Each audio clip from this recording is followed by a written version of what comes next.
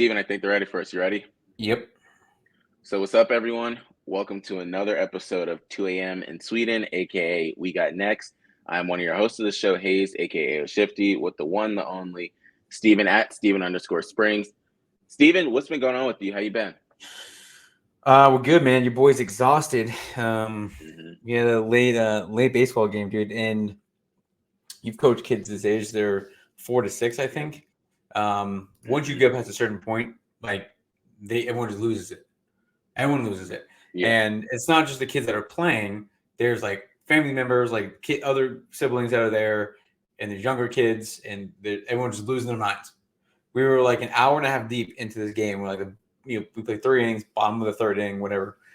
And just like all the kids are just losing. Their bats are flying everywhere. Helmets are getting thrown around. Kids are just on the ground in the outfield and the infield.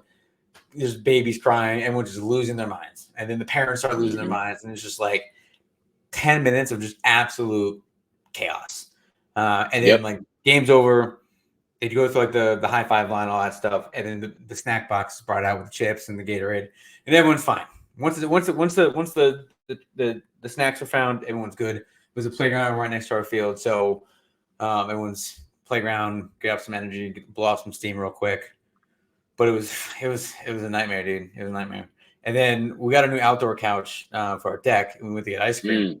Came home, and of course, who spills ice cream on it? Mason. Like, come on, bro.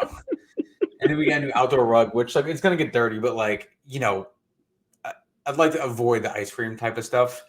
Yeah. Mud, dirt, whatever. That's fair. Of course, he goes from the couch down to the ground and then spills it on the rug on the carpet too, and then puts it in the full. I was just about to take the trash out, and then Mason walks over, opens the trash, puts his ice cream face down in the trash, and chocolate ice cream goes everywhere. Oh my god! Yeah. So that's what it's like having kids. That was the span of like 45 minutes. That's the thing. Yeah, that was it, man. That was it. This was like maybe an hour max. Yeah, this was an hour of my day that was just chaos, and like all the kids are screaming in the parking lot, and we're just hyped up on the chips and Gatorade and shit. So yeah. Anyway, so I got a question for you in regards to kids sports, because I've done it from the coaching side, having to plan a lot of it. Have you ever had a time yet so far where a parent has not brought the snacks? That's a good question. I can tell you that we've almost forgotten, like us, which I know I can almost guarantee you that happens all the time. But in terms of actually not bringing them, man, not that I can remember, honestly. Because I think that's almost with all the sports that we've done over the last 3 years of that type of organized sports. Man, I don't think so. That's a good question. I'd have to think about that. But usually parents are like, they'll forget chairs, they'll forget water bottles, but they will not forget the snacks. So that's exactly why I brought that up, because I'm like, if a parent forgot the snacks, that's almost up there with you being late for a meeting that you really need to be to, or somebody messing up a PowerPoint slide or something like that, because you can't forget the snacks. So it's not only the parents that are like, damn, what type of parent are you? It's the kids are like, I didn't even care about the game. This is all I cared about. Bro, the first question when kids get there is like, what are we having for snacks? What are the snacks? Yep. Exactly. Like, don't care about nothing else. Go out there and play around for an hour and a half. But I would say, I'll tell you this: if someone did forget the snacks today, there would have been an absolute riot.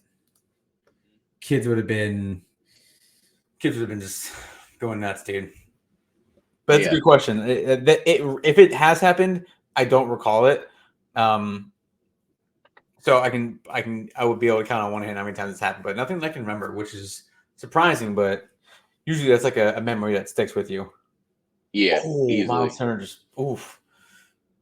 So the next couple of things are hot topics and like hot takes that I want to bring up. The first one is everything going on with Marvin Harrison Jr. So you know as well as I do, of course, he has not signed his deal and stuff with the NFLPA. Some of it is with Fanatics, so he's not able to be in Madden game. He's not allowed to have like jerseys per se given out for people to end up purchasing and stuff like that.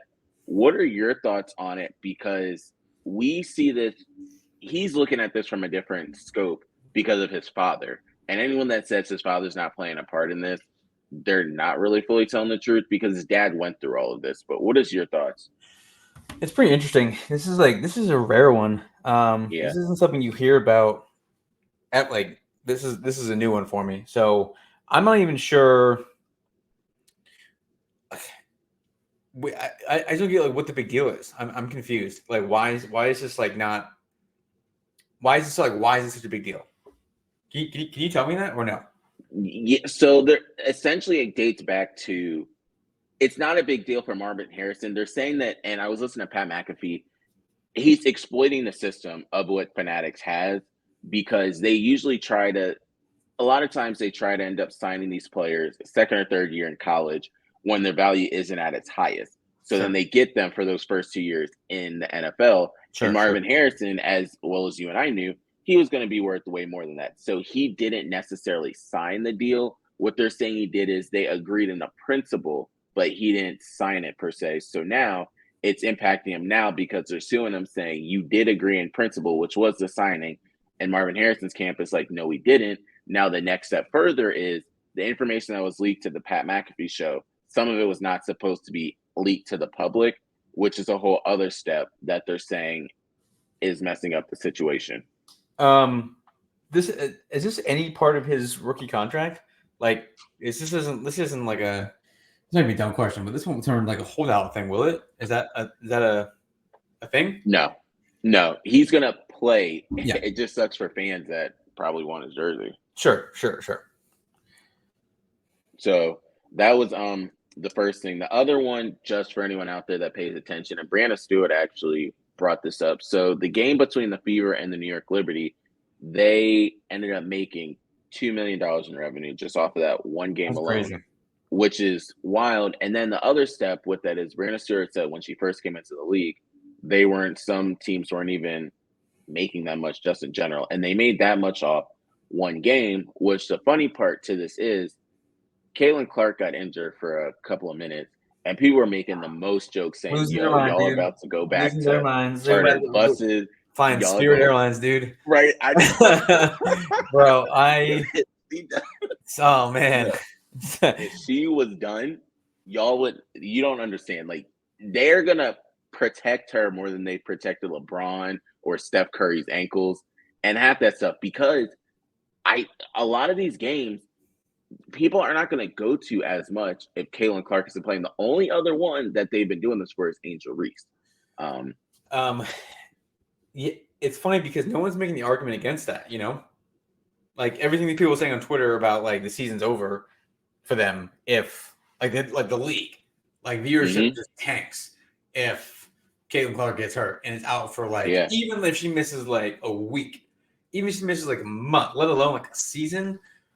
Man, they're gonna change the foul rules on her or something, man, because like they're gonna get that quarterback treatment.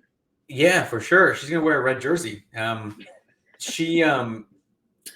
game last night, like it was loud. Like I didn't watch it, but I saw like a highlight on Twitter. Someone was saying like this sounds like an NBA arena, like during the playoffs. Yeah. Yes. And it's insane that it is just one person. Like, I know that Michael Jordan had an aura, Kobe, like Shaq, LeBron, all these guys, like, they all carried the league. I know Michael Jordan was Michael Jordan. I know that's a thing, but, like, there was Magic Johnson. There was Larry Bird. There was Kareem, Bill Russell, Wilt Chamberlain. Like, there's been players that have carried the league, like, each decade, each couple years, whatever. You're going to see Anthony Edwards, whatever. When LeBron retires, there's going to be someone new. Like Luka is going to be someone new. In the WNBA, you know the names, but like no one has what Caitlin Clark has.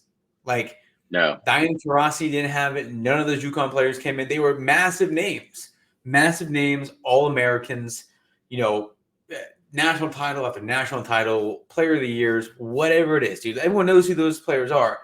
But dude, Caitlin Clark went to Iowa. I know. Iowa. She was the only reason that they were good was because of her. She did some Steph Curry type of shit with her shot. And like the distance she would shoot from. She's the all-time leading scorer in college basketball history. That's a big thing. All-time leading scorer, and she was like the ratings were through the roof. And again, like I know, like who she was up against in terms of like LSU and Angel Reese and Kim Mulkey, and of course UConn is UConn, and like all these other names that are like the reason why the women's NCAA tournament, just that, speaking of that, was so viewed because of all these names. South Carolina going undefeated. But no one gave a shit about that. No one gave a shit about that. They only cared about Caitlin Clark. And that's it.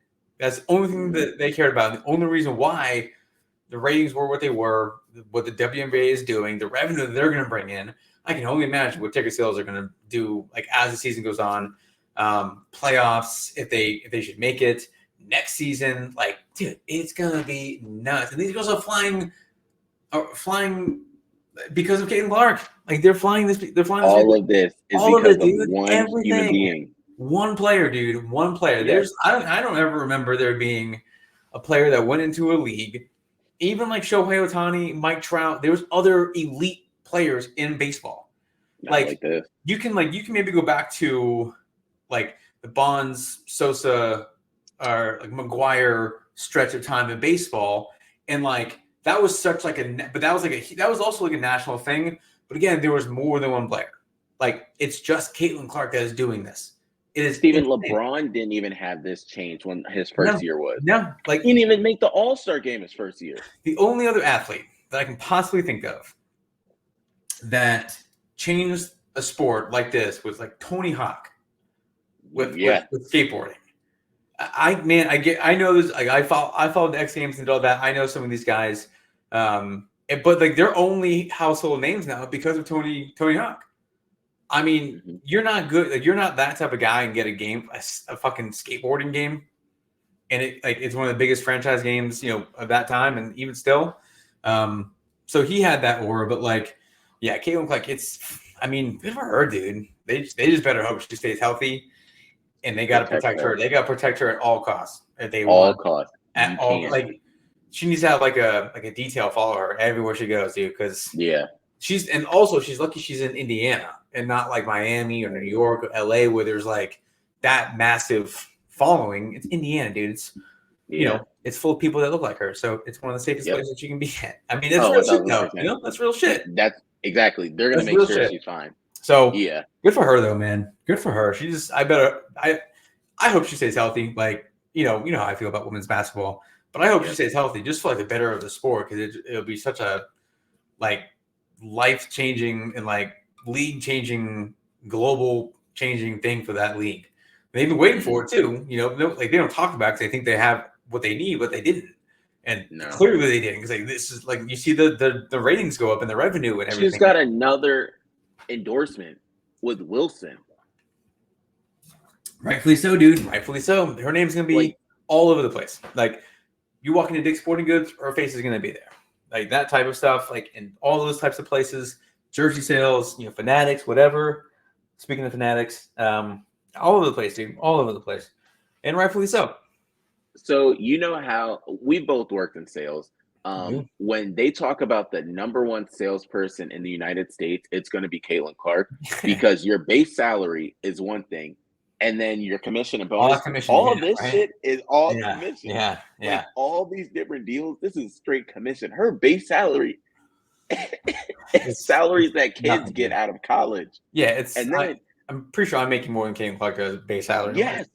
Yeah, and then she has Wilson, State Farm, a Nike signature shoe deal, Gatorade. That's all you need to know, is that she has a shoe. Yeah, that's real shit. I know, dude, and I know Sabrina Ionescu is good. She's one of the faces of the league, but I can't say this without coming off like a douche, but I'm gonna say it anyways. She had the whole attachment to Kobe. She had that whole thing. She played for Oregon, which is the Nike school. Obviously, she's gonna get a shoe, dude. I know she's elite and deserves it, but She went to Oregon. It's the top Nike school in the country. It is Nike.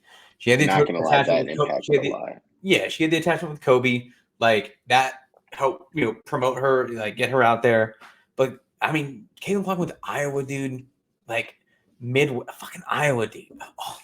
All places. I don't think Iowa will ever have a top Never, dude. No one, player again. dude.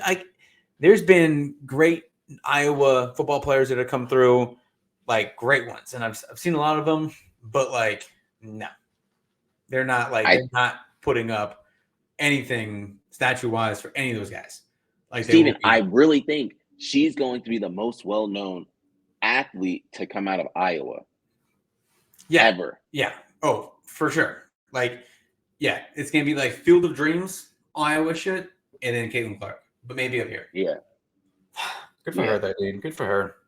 So I want to swing over to your alma mater because of what they did. So I'll just give the background and then I'll let you fill in the details. So Penn State Board of Trustees has approved a $700 million renovation to Beaver Stadium, which is going to widen the concourses, new escalators, video boards, 21,000 square foot welcome center, and a winterization work to potentially host a CFP game.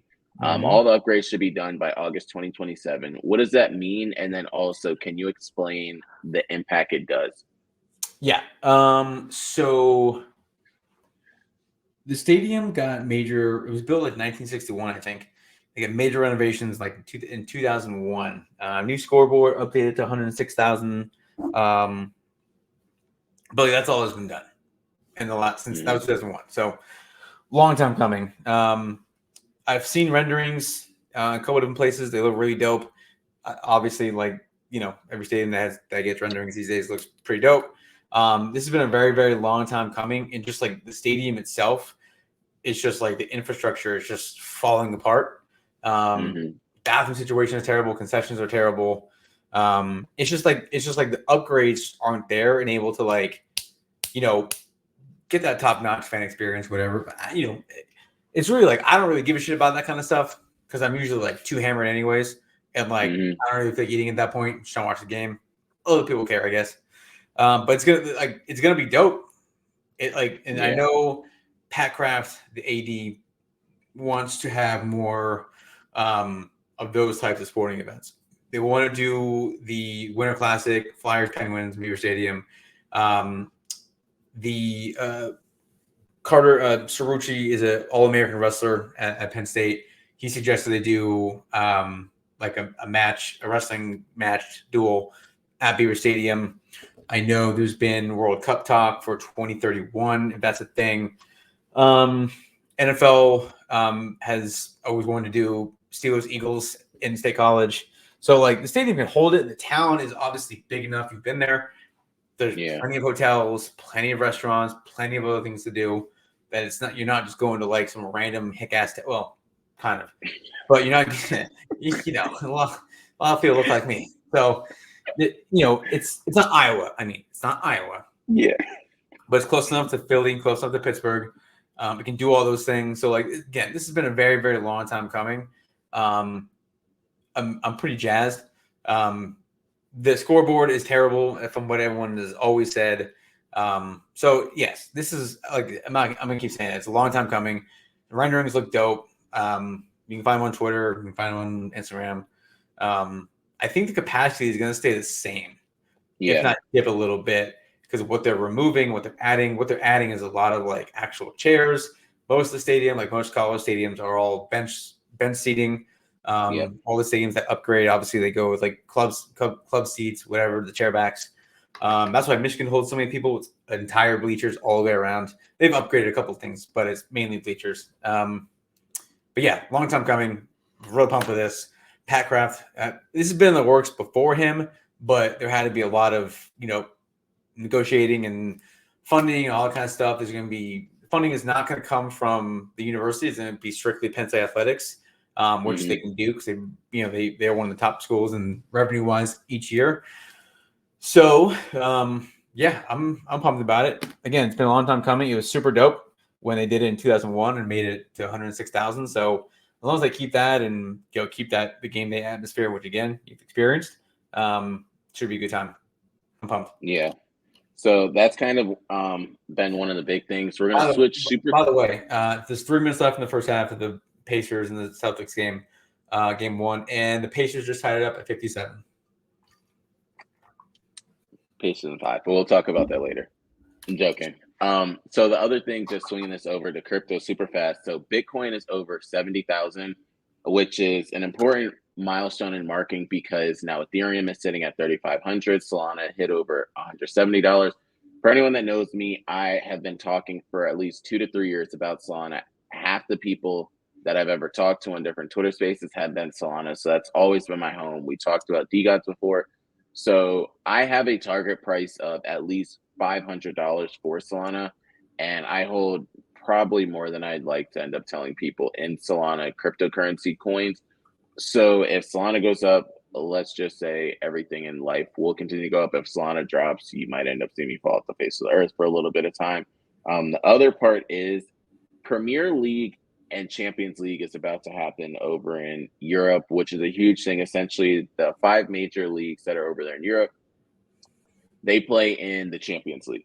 And that's something that's really important because like Real Madrid, Barcelona, sometimes Paris Saint-Germain, Man City is another one, Arsenal, all those different teams. Think of like if, how do I put this, explain it? So think about if the NBA, the Canadian Basketball League, and a league in Mexico all ended up combining and playing in one. They're going to be doing that for the Champions League. They do it every single year. It's a huge thing. I'm saying all that because there are cryptocurrency tokens such as the Real Madrid FC token, the FC Barcelona token. All these tokens are going to end up going up in price. Just pay attention to it in June. Another thing that's become a meta and a trend is we're about to hit June. So a lot of the Pride tokens are going to start to end up running. So just pay attention to how that ends up going if anyone wants to get in that. I'm telling you right now. And finally, the last thing is it's been something that's been talked about, but the Costco hot dog token is something else. Currently, it's sitting at 5 cents. It was at 2 cents when I saw it, but it's currently at 5 cents. So make sure to look out for that one too. So I just gave you 3 to 4 different tokens you should pay attention to. On the stock side of things, CLSK, aka Clean Spark, I've been ringing the bell about this since $13, $14. It ran up to $24. It's back in between $16 and $20 right now. Some of the people in the groups I'm in have a price target of over $50 for it. That would be a lot just coming from the stock market side of things. So just monitor all of those. And now before we segue back into sports, I just have to remember and remind you all that in this corner over there, we are powered by StreamYard. Yeah. And just always make sure to remember that. So shout out to StreamYard for that. But Steven, I have a couple of quick hitters before we go into the AFC South talk. Number one, have you seen Derrick Henry? Did you see him walking out next to Roquan Smith? No. Steven, okay. So for anyone that does not know what this is or what I'm talking about, just go on my page. I don't necessarily know yet how to end up. Oh, we might actually have something. Oh, boy. This is probably definitely not going to work. Yeah, it's nope. Oh, it might end up working. Okay. Let me take a look at this. So can you see my screen? Nope. You can't? Nope. Okay. We'll just go back to regular. Nope. That's for a different day. Yeah. So for anyone that doesn't know, just kind of go to my page. You'll end up finding it there. If anything, the second part that I want to end up talking about is I have another question for you, Steven. So today's a lot of questions for Stephen Day, if you haven't realized it. So out of all the players in the top, I don't know, top 10 that are getting paid, who do you think is still in the, essentially in the final 4 teams that are out there? Out of all the top players, yes, I'm saying it again for you. Oh, I saw this. 1, right? Huh? Is it out of all the highest paid players in the league? Yes, correct. Out of all the highest paid players in the top 15, there's only 1 that is still in there in the final 4. Who do you think it is? Or who do you know it is? Rudy Gobert. Correct. which is a wild state. One, it's wild for multiple different things. Steph Curry makes $51.9 million. He's not in it. Other ones on the list really quick is, I'm going to do this like a copyright reading at the end of a commercial. So Joel Embiid, LeBron James, Nikola Jokic, Bradley Beal, Kevin Durant, Damian Lillard, Giannis Antetokounmpo, Kawhi Leonard, Paul George, Jimmy Butler, Klay Thompson, Rudy Gobert, Fred VanVleet, and Anthony Davis. They are all making above $40 million. That's the first thing I think people need to understand. Second, Rudy Gobert. Do you know names who we did not hear on this list?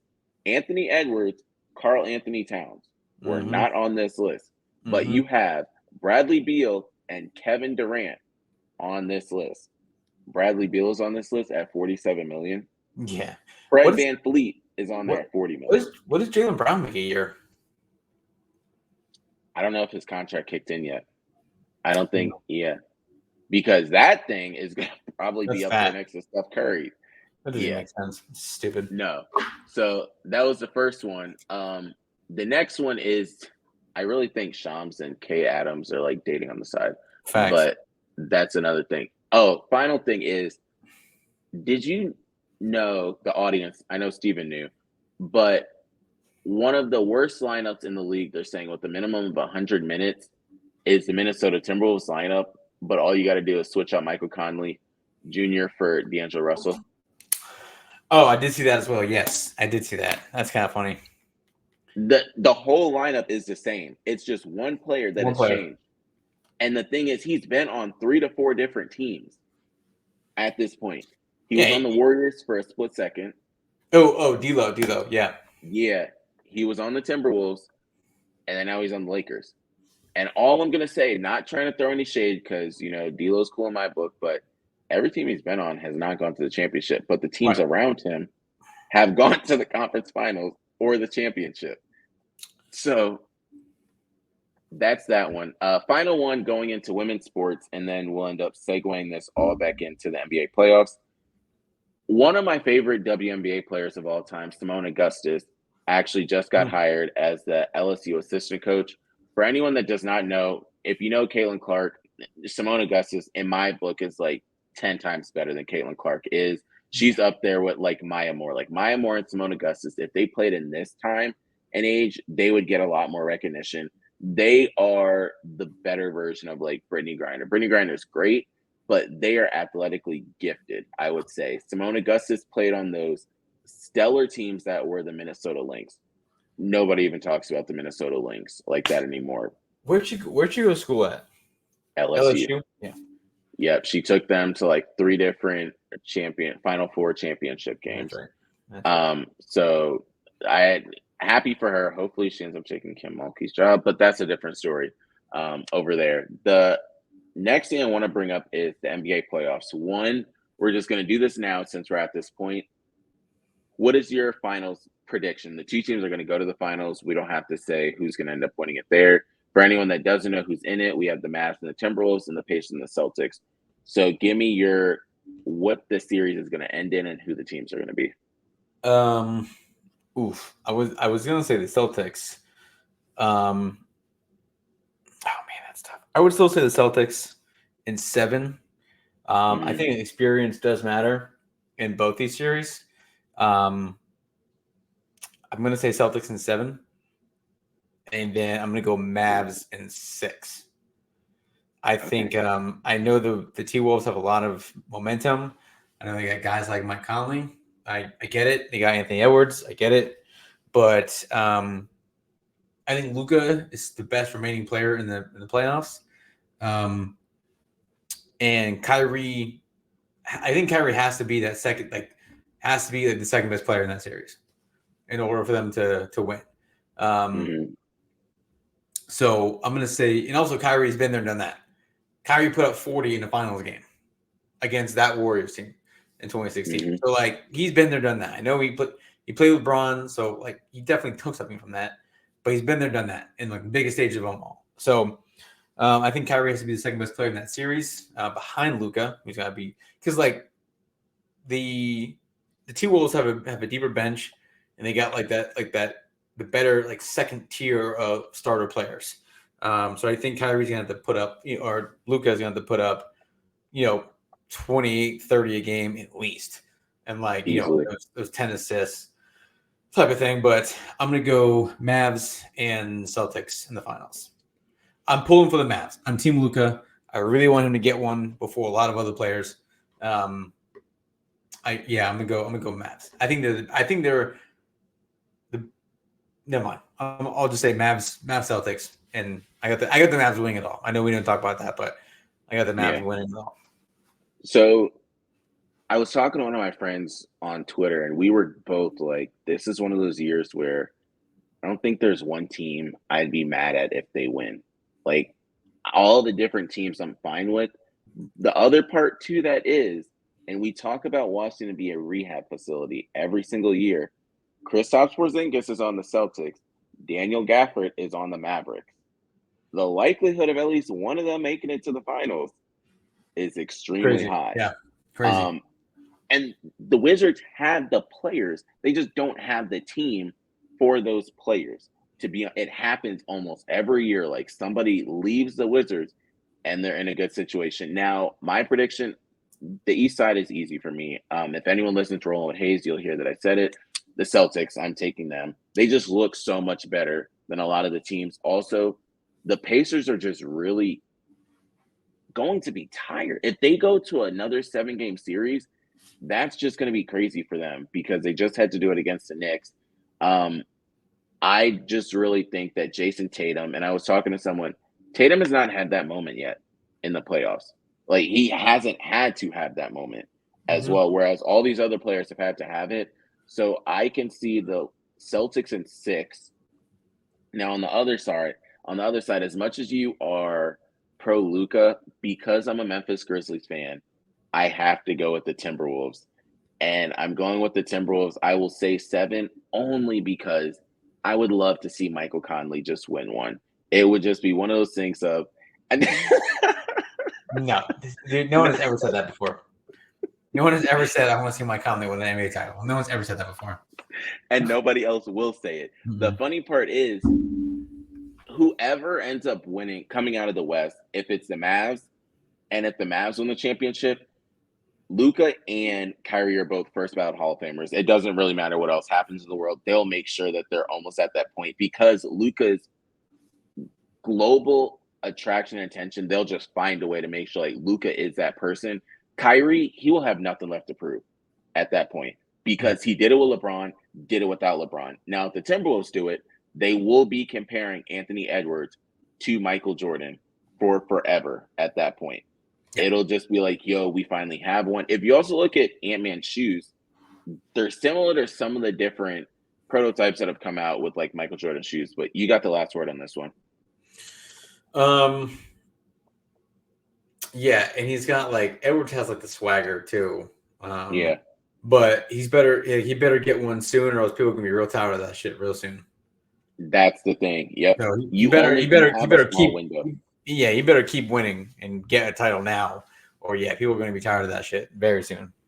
Yep. So with that being said, we're going to one of our favorite segments that we've been covering recently, and this time it is going into the AFC South. So for anyone that does not know who is in the AFC South, we have the Texans, who finished the year 10-7. Fuck the Jaguars. They finished the year 9-8. And then we have the Indianapolis Colts that finished 9-8. Tennessee Titans are 6-11. A couple of different notes for everybody out there. Houston Texans have a rookie quarterback, C.J. Stroud, who legit did everything possible. Jacksonville Jaguars, question for you, Steven. They are looking at potentially signing Trevor Lawrence to a contract, which would net him over $50 million a year. Do you think he's worth that? Yeah, for sure. Because like you're not going to get any way better. Like so that's I mean, you're not. No, you're not. I would sign him.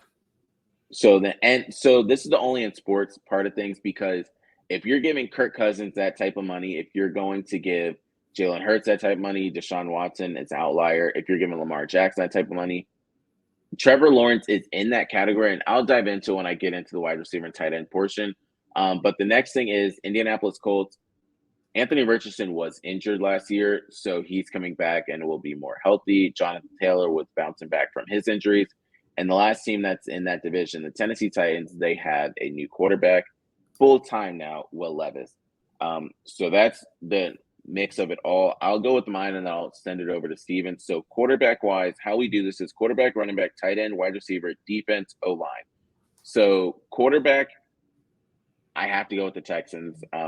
There can be an argument for the Jacksonville Jaguars, but what CJ Stroud just did last year, you can't argue with that. And then also, he's been doing this since Ohio State, even before then in high school. So that's kind of just one of those things. And him and Micah Parsons just been having fun. I love a quarterback that'll end up just having fun, traveling the globe. It's not like they're doing this just in America. Next one, running back wise, some people can argue Joe Mixon and the Houston Texans backfield, but I'm going with the Indianapolis Colts with Jonathan Taylor there just because what Jonathan Taylor has done.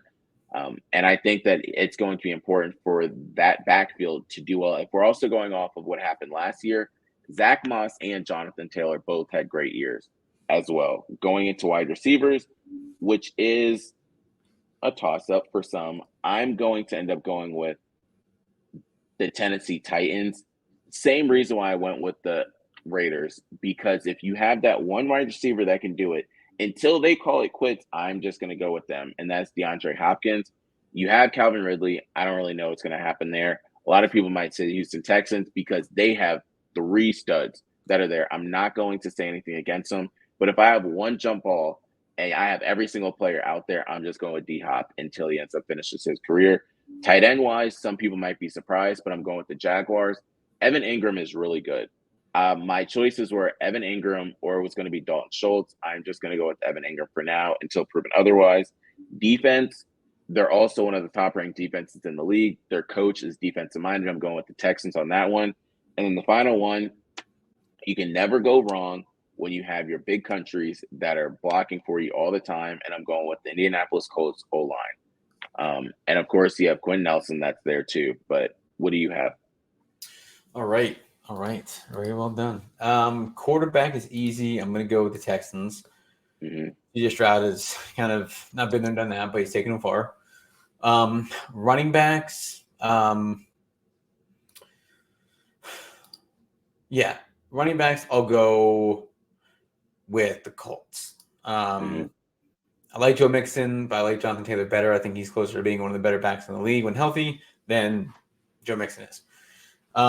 Receivers, I'll probably go with the Texans.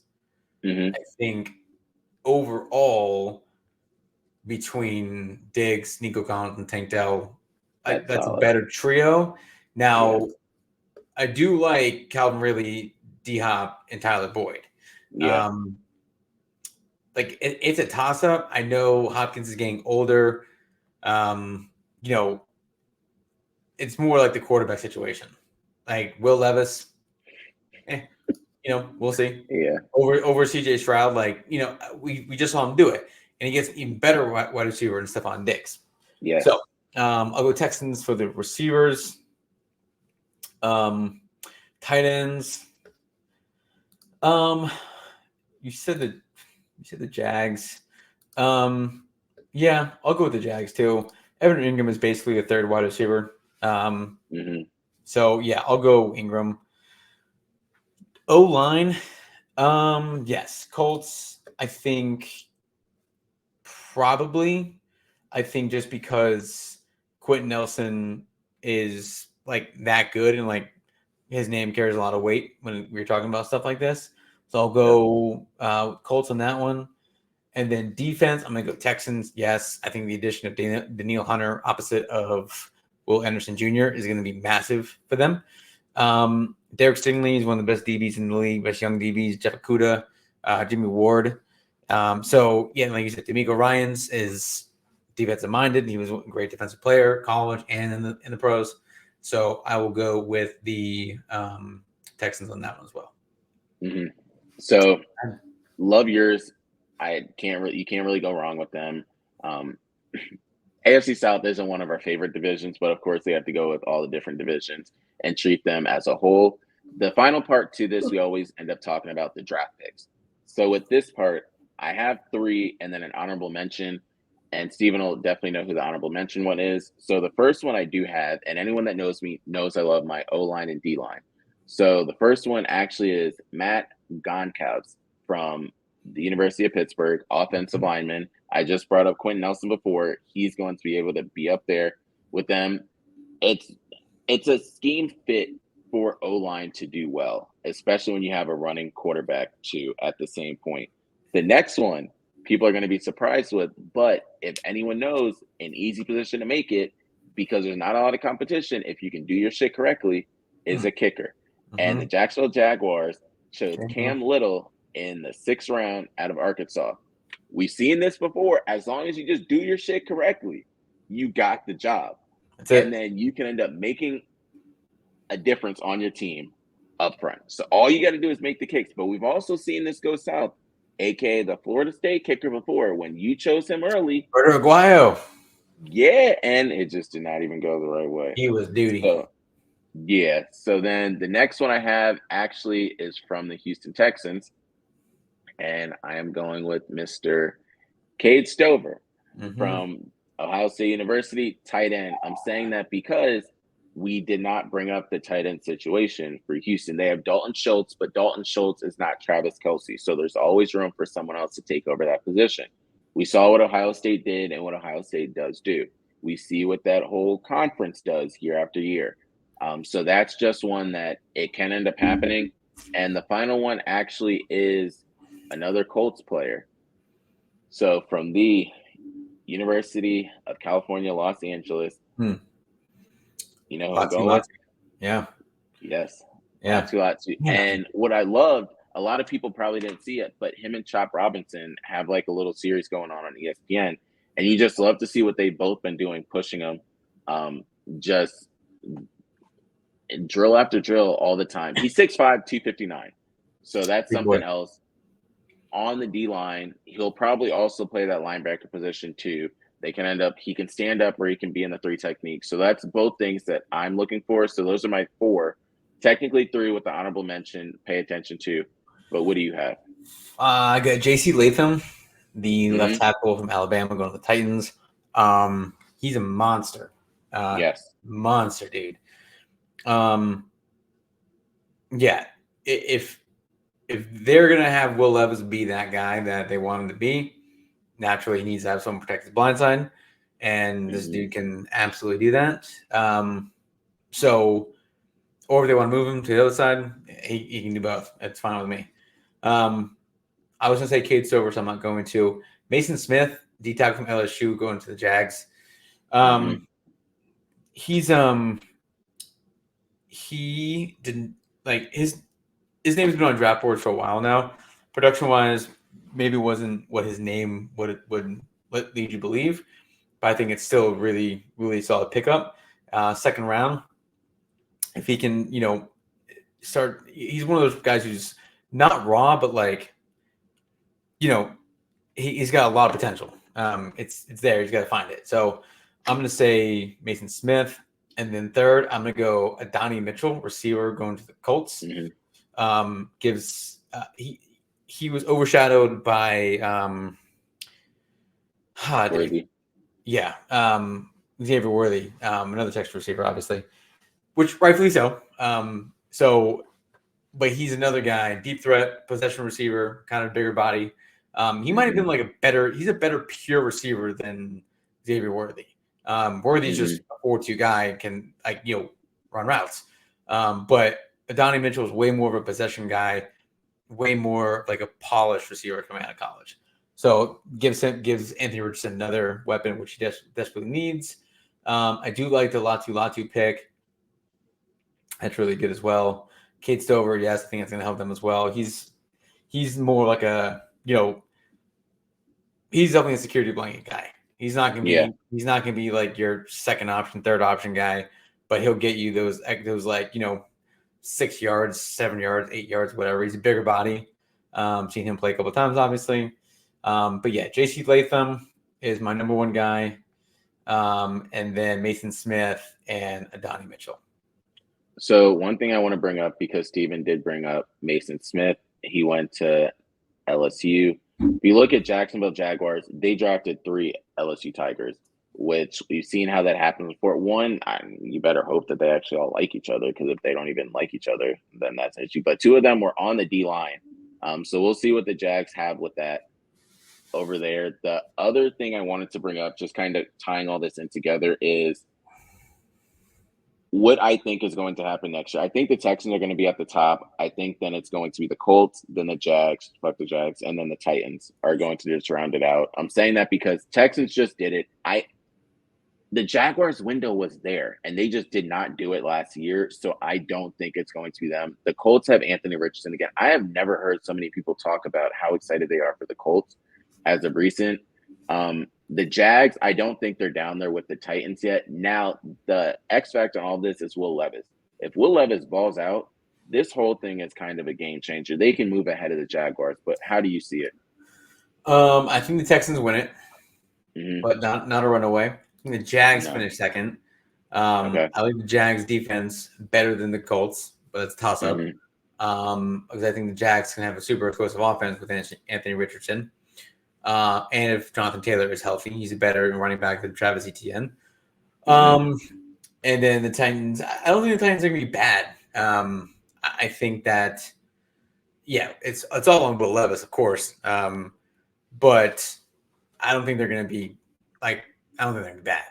I just don't think they're going to be. They might be like 9-8, 10-7 type of thing. But it's all on Will Levis. I mean, he could be dog shit, and they're going to be 4-13. Yep. And drafting a quarterback next year. So, but then Mason Rudolph is their backup, and I believe I just saw Joe Flacco is the backup to the Colts.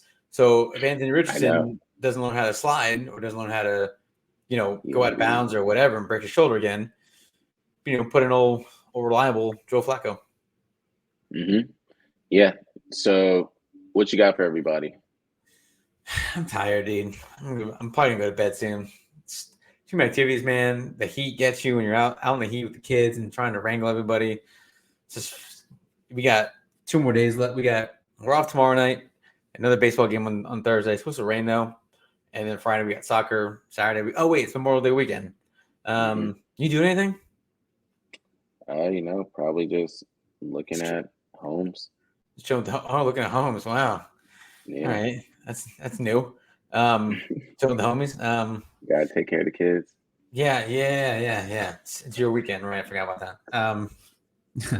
Shout out to the homies though. But no, I don't know anything. All right.